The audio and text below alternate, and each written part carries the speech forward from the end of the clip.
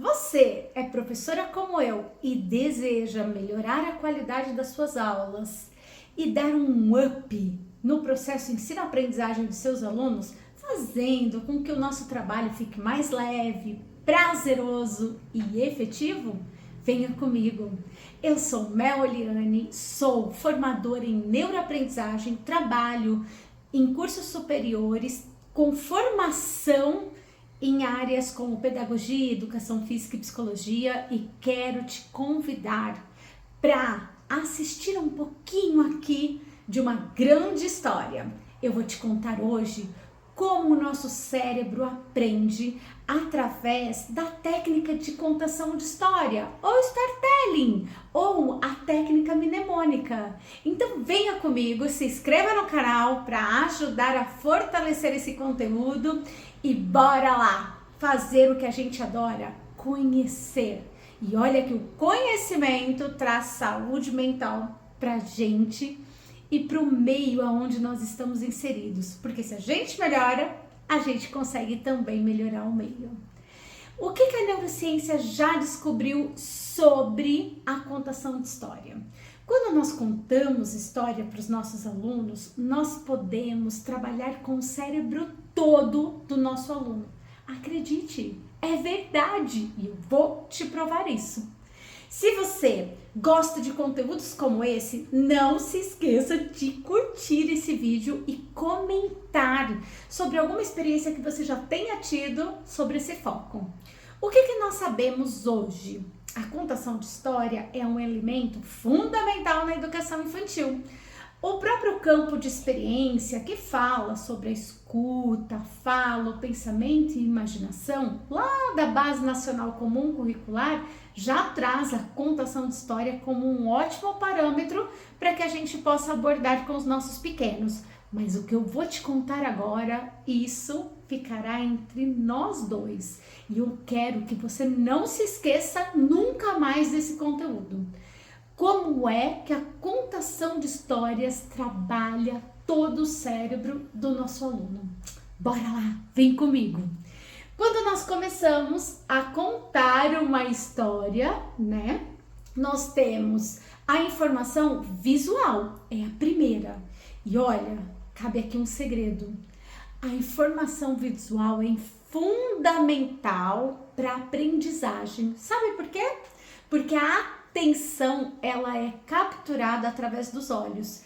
Então, se certifique que os seus alunos estejam, olhando para você, que isso é um sinal de aprendizagem, é a base para qualquer processo possa ser fortalecido dentro do processo educacional.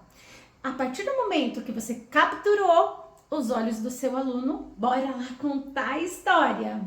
Nós temos aqui a história do macaco. O macaco quer brincar. E é um livro interativo, Nós conseguimos mudar os olhinhos do macaco para que ele possa ter as emoções necessárias para o sucesso dessa história. Então aqui, deixe o seu aluno manipular o livro. Ele não vai rasgar, não vai quebrar, e se rasgar, a gente cola. Nós somos professores, nós conseguimos fazer isso, né? Então, deixe ele explorar. Quando ele explora esse livro, quando ele vê as imagens, as cores, a forma, né? Trabalha com a coordenação motora fina necessária para a troca dessas páginas. Tudo isso é trabalho cerebral de muita qualidade. E quando você vem para contar a história, não se esqueça de trazer um elemento 3D para essa história. Olha o macaquinho que está aqui no livro. Saiu do livro, né? Nós podemos pegar esse macaco, sentir. Aqui temos outro tipo de informação, o tato, a textura, o olfato, né? Quando contamos história, a narração, é um sentido, né? A audição. E aí nós precisamos explorar o timbre, a intensidade, a frequência da nossa voz para que essa história fique cada vez mais apaixonante. E sabe o que a gente pode trazer ainda para essa história? Atenção, banana! Essa banana eu comi porque eu tava com fome, ok? Mas a banana é fundamental, porque ó, tem cheiro, tem textura. Aqui nós podemos trabalhar com o olfato, que é fundamental para o desenvolvimento do cérebro também. Se a gente pensar nessa contação de história infantil, nós conseguimos trabalhar o cérebro como um todo da nossa criança. Exatamente. Você não está acreditando? Eu vou te explicar direitinho como isso funciona. Quando você conta a história para o seu aluno, para isso eu trouxe o meu amigo Wilson, que é a bola de isopor que simboliza o cérebro humano. Eu trago isso justamente para a gente se aproximar do conteúdo e usar a nossa imaginação. Isso está dentro da linguagem popular, que é uma linguagem acessível. Nós não precisamos ser médicos, psiquiatras para entender sobre neurologia, neurociência, sobre conceitos importantes e fundamentais do cérebro humano.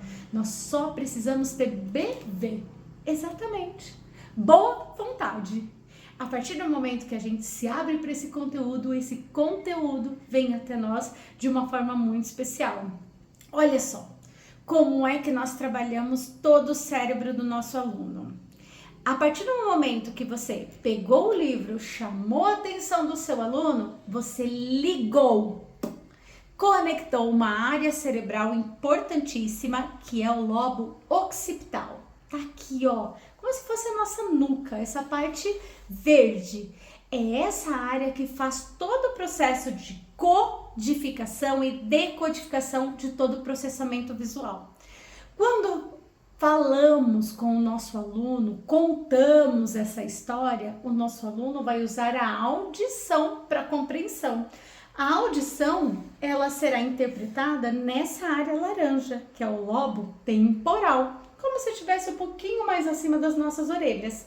O fato de pegar o livro, manipular o macaco, essas coisas mais palpáveis que nós vamos levar para a história, vai fazer com que essa área vermelhinha, que é o lobo parietal, que fica aqui em cima, seja ativada, né? Vai fazer com que as células nervosas que estão alojadas nesse local se comuniquem para fazer a interpretação da informação que está chegando. E essa área amarela, que é a área que eu costumo chamar de área do juízo, sabe por quê? Porque ela demora um pouco mais para ser formada. O cérebro humano, ele se desenvolve assim, ó, de trás para frente. Então, primeiro os olhos, né? Depois essa base neuronal vai se formando até que haja condições necessárias para uma interpretação mais apurada, que acontece aqui no lobo frontal, que é quando a nossa criança conecta as informações, liga, né? Que esse macaco é o mesmo macaco que esse e é um macaco que come banana também. E que o macaco, o corpinho do macaco é diferente do dela. O macaco tem rabo e ela não tem rabo. Então, todas essas interpretações que a criança vai fazendo é por conta dessa área amarelinha. O fato da criança, por exemplo, ter paciência para esperar você contar a história, ter paciência de esperar a vez dela para tocar no macaco, para brincar com o macaco ou para manipular o livro, é uma função cognitiva importante que faz parte do controle inibitório, que está numa área bem frontalizada, aqui ó, num filetinho bem frontalizado, que são as funções executivas, que são as últimas a se formarem no cérebro humano. Observou que nós trabalhamos o cérebro como um todo? Mas a gente não para por aí. Na contação de história tem emoção e tem memória, porque depois nós podemos recontar essa história, né? Reproduzir através de elementos da nossa própria imaginação, inclusive. E essa parte, ela é desenvolvida aqui, numa área subcortical do nosso cérebro, que eu estou representando por esse cordãozinho aqui de crochê. Essa bolinha, por exemplo, onde eu toco, é a amígdala. A amígdala é responsável por toda a interpretação da emoção. o amor, o carinho, a insegurança, o medo, tudo tá aqui. Essa área já no formato de C é o hipocampo, onde guarda as memórias. Quem tem problema com demência de Alzheimer, por exemplo, tem uma disfunção das células nervosas que moram aqui no hipocampo. E essa sementinha está simbolizando o hipotálamo, que é um importante órgão que produz alguns hormônios que são essenciais para a sobrevivência humana. Então, olha só, eu provei para vocês que a contação de história trabalha o cérebro como um todo. Mas eu provei por quê? Porque eu estou falando? Não. Porque a ciência diz isso. A neurociência, que é uma área específica que nos mostra como o nosso cérebro funciona, que provou isso pra gente. E nós, professores, precisamos entender sobre esses processos para que as nossas aulas sejam maximizadas e que a aprendizagem seja fundamentada de um espaço sólido nos nossos alunos. Mas eu falei sobre a contação de história lá na educação infantil e quero te chamar a atenção para storytelling, essa que explodiu nos últimos anos, né? É um modelo, é uma forma, é uma didática, a maneira como nós vamos passar o nosso conteúdo para o aluno que faz toda a diferença. A storytelling é a contação de história. E nós, professores, sabemos fazer isso muito bem. O que a gente só precisa se lembrar que toda história tem enredo, tem cenário, tem personagens e ela precisa estar bem costuradinha dentro de um roteiro, com início, meio e fim. E a storytelling, quanto mais próxima ela estiver do aluno, melhor. Se você tiver uma boa história, conte-a para os seus alunos. Se algum aluno tem uma vivência, alguma história que se conecte ao conteúdo que você está ministrando, não perca a oportunidade, chame-o também para fazer esse relato de experiência. As histórias, quanto mais próximas dos ouvintes, dos nossos alunos, mais significativa ela será. Então explore esses elementos sempre que você puder. E nós, enquanto adultos, professores, sempre somos requisitados para dar uma palestra ou vamos fazer um concurso público, uma prova avaliatória. Também precisamos memorizar as coisas. E a memorização não é o decoreba, aquela coisa que nós já falamos tanto, né? Que quem decora não aprende. Não é, são coisas diferentes. Quando a gente aprende alguma coisa, a gente precisa guardar na memória. Isso não significa que eu decorei, né? Alguma coisa que eu não entendi e só tô reproduzindo ali no copia e cola. Não. A memorização é um processo complexo que acontece no nosso cérebro, numa área específica que fica lá dentro do nosso cérebro. Então, uma ótima técnica que é muito utilizada é a técnica mnemônica, que é aquela que a gente usa para memorizar aquilo que a gente deseja a partir de uma história, de uma narrativa. Para isso a gente pode usar figuras, imagens, os próprios infográficos são um exemplo muito claro disso.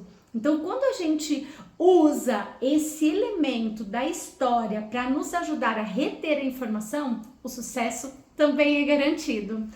Só resumindo o que a gente conversou hoje, hein? A história é uma importante ferramenta para maximizar a aprendizagem do nosso aluno.